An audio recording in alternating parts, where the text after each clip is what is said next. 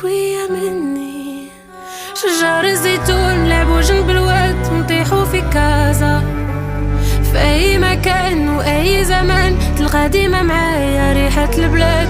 هاجي ننساو ونطلعوا الجبال ونباتوا في القصبة.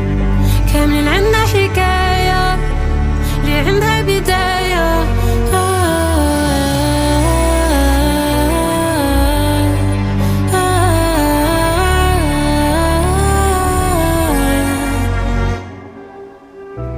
جيت وحيدة لبلادات الناس، غربة صعيبة وما كاين باس. غنكتب صفاحي جديدة كاتبة لي شميشة وسط الظلام.